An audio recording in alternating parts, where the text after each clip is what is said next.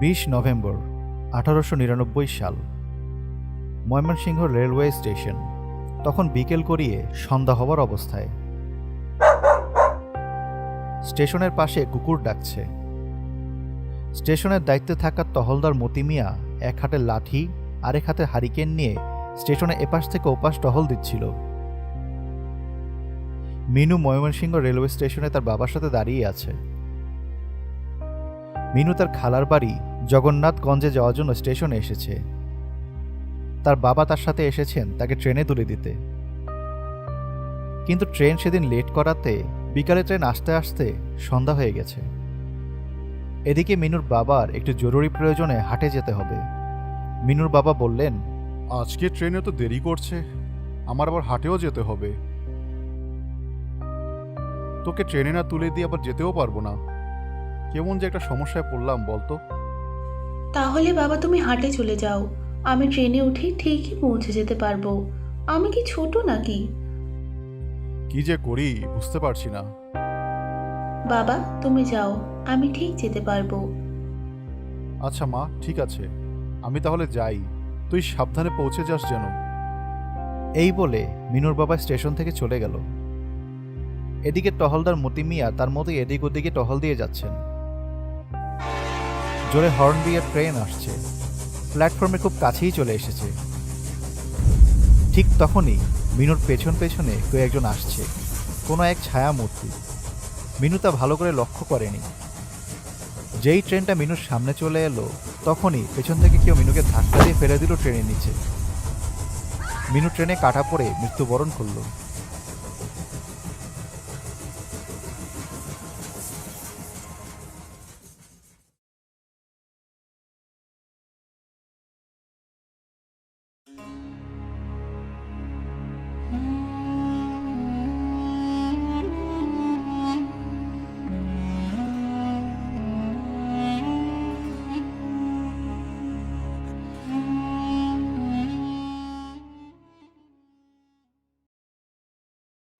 জানুয়ারি 1910।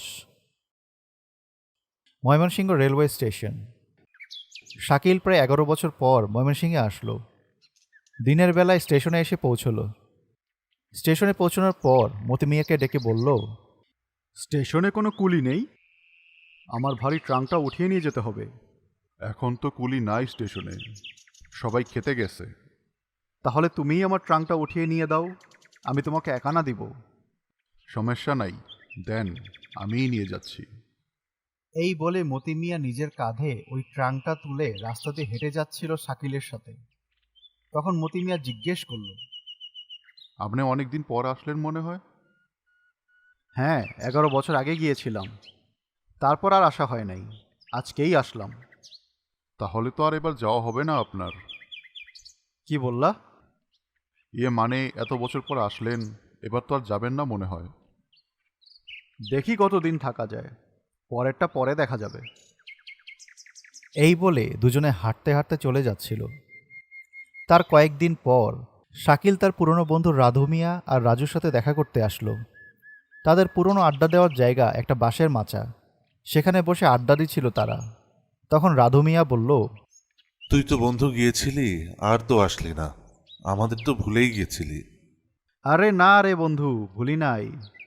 তখন গ্রামে একটা সমস্যা তৈরি হয়েছিল না, তাই গ্রামের পরিবেশটা ভালো লাগছিল না, তাই চলে গেছিলাম। ওই সমস্যাটা গ্রামে বেশি দিন থাকে নাই, শেষ হয়ে গেছিল। পরে কি হয়েছিল গ্রামে? রাজা শশীকান্ত পুলিশ পাঠাইছিল, পরে পুলিশ এসে কয়দিন মানুষদের ভোগাইছে, পরে আবার সব স্বাভাবিক হইয়া গেছে। তাইলে তো সহজেই সমাধান হয়ে গেছে। হ্যাঁ, সহজেই শেষ হইয়া গেছে। তো পরে ওই কাজটা আর করস নাই তোরা? না রে, ওইসব ছেড়ে দিছি, আর ওগুলো করব না। নিজেদের বদলাইয়া ফেলছি আমরা, দুজনেই আমরা এখন কাজ করে খাই। হ্যাঁ রে, এটাই ভালো। আমিও ওখানে কাজ করি, ওইসব কাজ করার চেয়ে কর্ম করে খাওয়াই ভালো। তাদের পুরনো আড্ডাতেই মেতেছিল তারা। কিন্তু কেউ একজন গাছের আড়ালে লুকিয়ে লুকিয়ে তাদের উপর নজর রাখছিল। তবে যে লুকিয়ে আছে শুধু তার ছায়াটাই দেখা যাচ্ছিল, চেহারা দেখা যায়নি। 25 জুন 1910 সাল। Mymensingh railway station. আজও সেই স্টেশনের টহলদার মতি মিয়া এক হাতে লাঠি আর এক হাতে হারিকেন নিয়ে স্টেশনে টহল দিচ্ছেন। রাধু মিয়া তার বড় ভাইয়ের বাড়িতে যাওয়ার জন্য ময়মনসিংহ রেলওয়ে স্টেশনে অপেক্ষা করছে। কিছুক্ষণ দাঁড়িয়ে থাকার পর যেই ট্রেন আসলো, তখন তার পেছনেও কোনো এক ছায়ামূর্তি এসে তাকে ধাক্কা দিয়ে ট্রেনের নিচে ফেলে দিল। রাধু মিয়াও সেদিন ট্রেনে কাটা পড়ে মৃত্যুবরণ করল। তার পরের দিন ২৬ জুন ১৯১০ সাল, শহর থেকে একজন গোয়েন্দা আসলো। ট্রেন যেহেতু ময়মনসিংহে আসা তখনকার প্রধান যাতায়াত মাধ্যম, তাই গোয়েন্দাও ট্রেনে করেই আসলো ময়মনসিংহে। স্টেশনে নামার পর স্টেশনেই চুপচাপ কিছুক্ষণ দাঁড়িয়ে রইলেন তিনি। তার সামনের দেওয়ালে একটা উক্তি লেখা ছিল, পাপকে ঠেকাবার জন্য কিছু না করাই তো পাপ, রবীন্দ্রনাথ ঠাকুর। তাকে দেখে দূর থেকে মতি মিয়া তাড়াতাড়ি ছুটে এলো, এসেই জিজ্ঞেস করলো, কাউকে খুঁজছেন? এখানে গতকাল একজন মৃত্যুবরণ করেছিল, তাই না? জি সাহেব, ট্রেনের নিচে কাটা পড়েছিল, তাই মরে গেছে। কিভাবে ট্রেনের নিচে পড়লো? লোকে বলে স্টেশনে ভূত আছে, ভূতই ট্রেনের নিচে ধাক্কা দিয়ে ফেলে দিয়েছে। স্টেশনে ভূত? তুমি দেখেছো কখনো? জি না সাহেব, কখনো দেখি নাই। স্টেশনের ভূতকেই খুঁজে বের করতে হবে। এই বলে গোয়েন্দাটি স্টেশন থেকে চলে যায়। ২৯ জুন ১৯১০ সাল, গোয়েন্দাটা গ্রামের ভেতর দিয়ে হাঁটছিল। তার সাথে ছিল গ্রামেরই একজন বয়স্ক লোক। গোয়েন্দাটা তাকে জিজ্ঞেস করল, আচ্ছা, এই স্টেশনের ভূতের গল্পটা কি? সাহেব, ঘটনা আরও প্রায় ১১ বছর আগে। আমাদের গ্রামে একটা মেয়ে ছিল, মিনু। একদিন স্টেশনে গিয়েছিল খালার বাড়িতে যাওয়ার জন্য ট্রেনে করে। তখন মিনু ট্রেনের নিচে কাটা পড়ে মারা গিয়েছিল।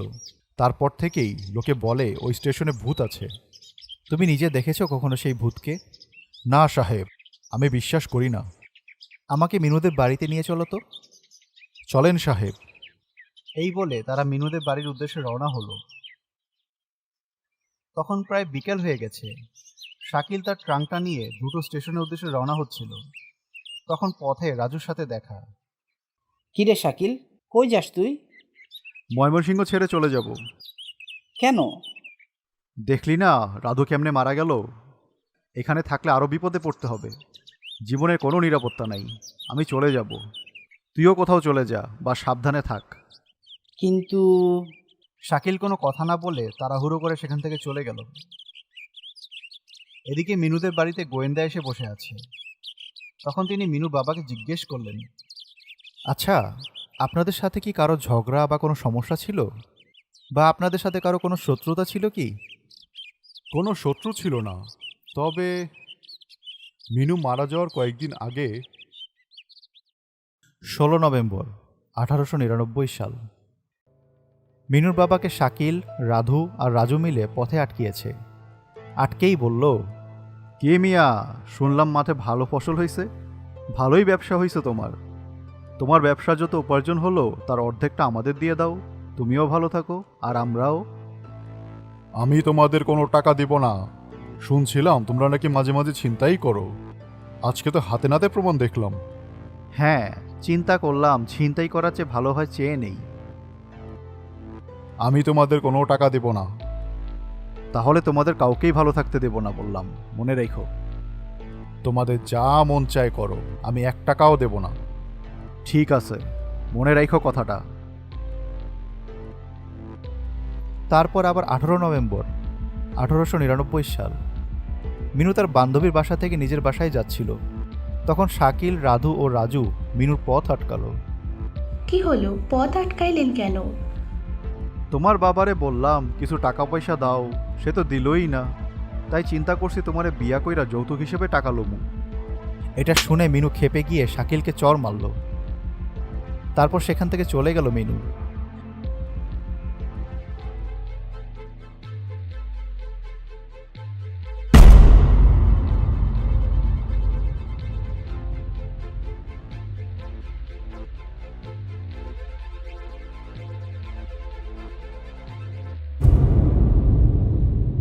এদিকে শাকিল স্টেশনে এসে দাঁড়িয়ে আছে ট্রেনের জন্য। ট্রেন চলে এসেছে। শাকিল ট্রেনের কাছে এগিয়ে যেতে লাগলো।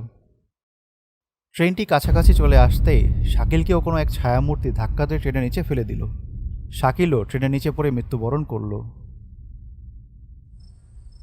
সেদিন রাতে চাঁদের আলোতে স্টেশনে অনেকটাই পরিষ্কারভাবে দেখা যাচ্ছে।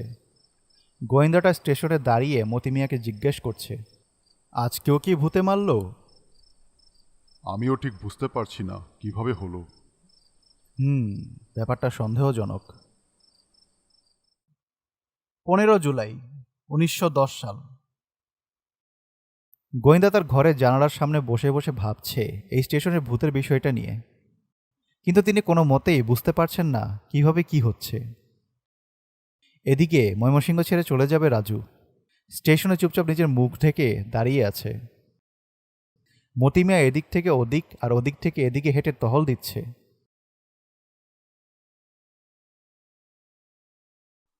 কই যাবেন ভাই? আমার যেখানে মনে চায় সেখানে যাব। তোমার কি? যাও, নিজের কাজ করো গিয়ে। মানুষ নিজের পাপের তাপেই মরে।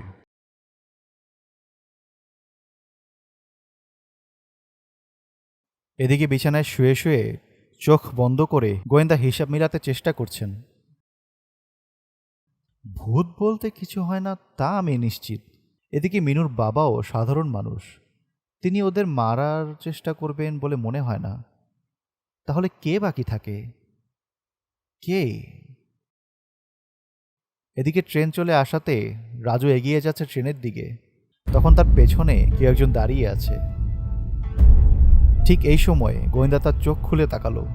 সে বুঝে ফেলল এর পেছনে কে আছে।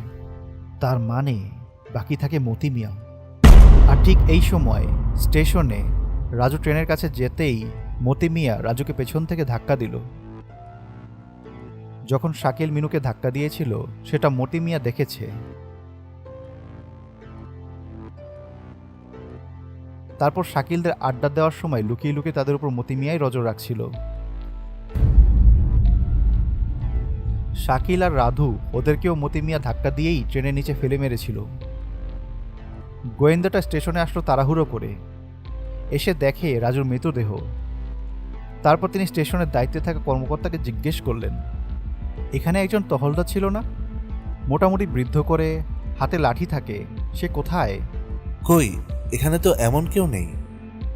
মানে এখানে টহলদার হিসেবে একজন ছিল তো, সে কোথায়? কি বলছেন সাহেব? এখানে তো কখনোই কেউ ছিল না। টহলদার হিসেবে কাউকেই কোনো দায়িত্ব দেওয়া হয়নি। যাত্রী তো হয় হাতে গোনা, এখানে আবার টহলদার রেখে কি করব?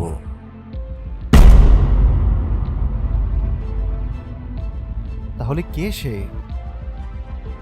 এদিকে তাদের থেকে অনেকটা দূরে হাতে হারিকেন আর লাঠি নিয়ে হেঁটে যাচ্ছে টহলদার মতি মিয়া।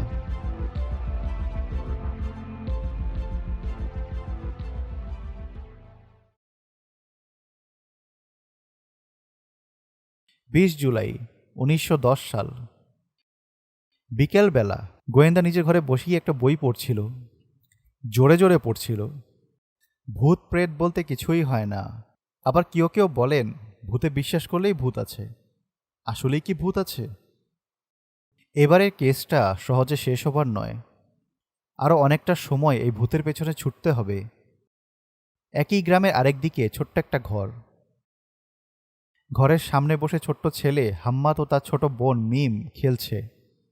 ঘরের ভেতরে জানালার পাশে বসে বাইরে তাকিয়ে আছে বড় মেয়ে নীলা। আর রান্নাঘরে বসে রান্না করছেন কোনো এক মধ্যবয়সী মহিলা বা নীলার মা। রান্না শেষ হবার পর মা সবাইকে ডাকলেন। সবাই ঘরে আয়, খাবার খাবি। নীলা, হাম্মাদ, মিম ও মা সবাই মিলে খেতে বসেছে মাটিতে। খাবার দেওয়ার সময় নীলা বলল, মা, ভাত আরও কম দাও, এত ভাত খাবো না, ভালো লাগছে না। এই বলে ভাত কমিয়ে নিল। আর হাম্মাদ বলল, মা, আরেকটু ভাত দাও। এত খেতে হবে না, ঘরে চাল নেই, কম খা। দাও না মা, আরেকটু। চুপ, যা দেওয়া হয়েছে তা খা। তখন নীলা তার মাকে জিজ্ঞেস করলো তার মা তাদের সাথে খাবে কিনা। নীলার মা জানালো সে রান্নাঘর থেকেই খেয়ে এসেছে। তার পরের দিন 21 জুলাই 1910 সাল। গোয়েন্দা ঠিক সেখানেই বসে আছে যেখানে বসে শাকিলরা আড্ডা দিত। তার সাথে বসে আছে আলী হোসেন। তার সাথে কথা হচ্ছে।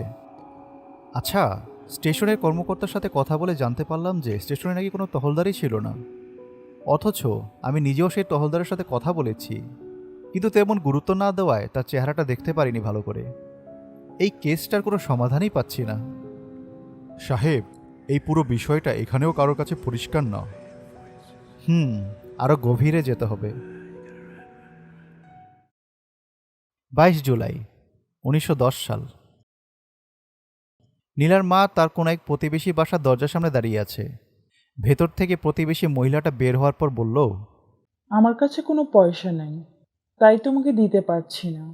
তাছাড়া তুমি আগে যে টাকা নিয়েছিলে তাই এখনো ফেরত দাওনি। এখন টাকা দিতে পারবো না। তাহলে কিছু চাল যদি অন্তত দিতেন। ঘরে আর কোনো চালই নাই। বাচ্চা তিনটার এসে সকাল থেকেই না খাইয়ে রাখছি। আচ্ছা, দেখছি কি করা যায়, দাঁড়াও। নীলার মা দরজার সামনে দাঁড়িয়ে রইল।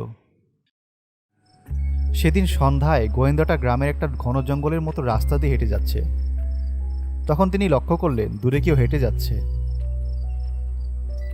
তিনি দূর থেকেই ডাকলেন লোকটাকে, কিন্তু লোকটা কোনো সাড়া শব্দ না করেই হেঁটে যাচ্ছিল। তখন গোয়েন্দা লক্ষ্য করল তার সামনে হেঁটে যাওয়া লোকটার হাতে হারিকেন।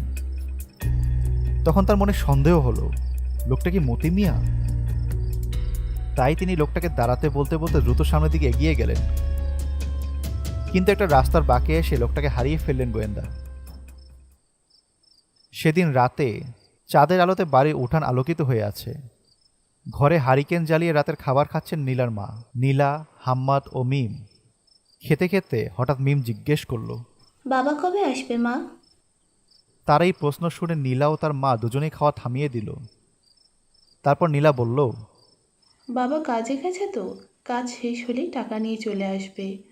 তাহলে বাবাকে বলো আমার জন্যে বাতাসা কিনে আনতে, আমার খেতে মন চায়। আচ্ছা মা, বলবো। এখন তুমি খাবারটা শেষ করো। এই বলে তিনি চোখ মুছতে মুছতে খাবার খেলেন।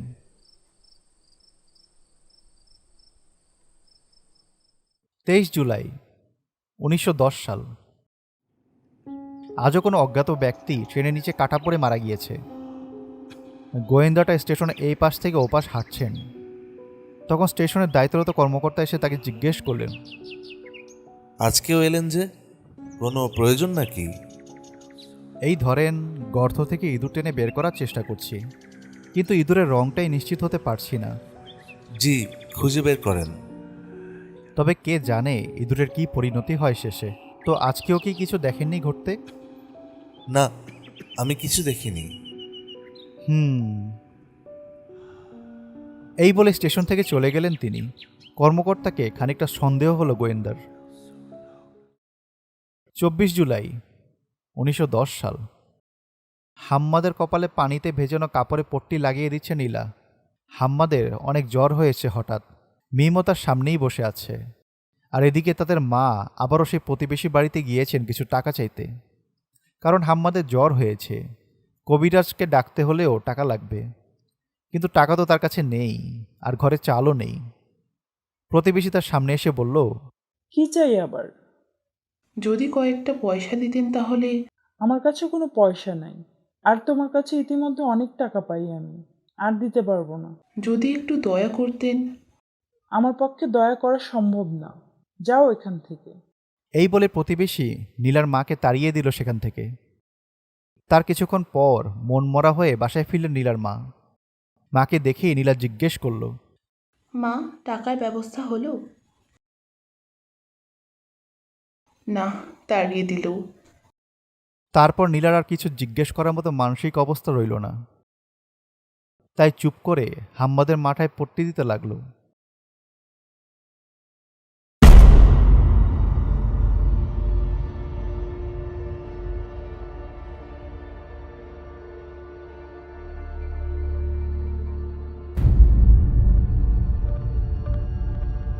কি চাও তুমি? জানি না। তাহলে এমন করে মানুষ মারছো কেন? স্টেশনেই বা কেন হাঁটো? কারণ এটুকু বলতেই ঘুম ভেঙে যায় গোয়েন্দার। সে বিছানা থেকে উঠে বসে পড়ে আর কিছু একটা ভাবতে থাকে। তার পরের দিন সকালে 25 জুলাই 1910 সাল। গোয়েন্দাটা নিজের ঘর থেকে বের হতেই খুব তাড়াহুড়ো করে আলী হোসেন তার সামনে এসে দাঁড়ালো। গোয়েন্দা তাকে দেখে অবাক হয়ে জিজ্ঞেস করলো, কি হয়েছে আলী? এমন অস্থির লাগছে কেন তোমাকে? সাহেব, মতি মিয়া সব তথ্য পেয়ে গেছি। 1888 সালে যখন ময়মনসিংহ রেলওয়ে স্টেশন তৈরির কাজ শুরু হয়েছিল, তখন মতি মিয়া খুব আগ্রহ নিয়ে কাজ করতে এসেছিল। নির্মাণ শ্রমিক হিসেবে কাজ করতেন তিনি। তারপর একদিন তিনি তাদের সুপারভাইজারকে বললেন, সাহেব, স্টেশন বানানোর কাজ শেষ হইলে আমাকে টহলদারের কাজটা দিয়েন। আমার অনেক ইচ্ছা নিজের হাতে বানানো সম্পদটা রক্ষাকারী হিসেবে কাজ করার। আচ্ছা ঠিক আছে, দেব।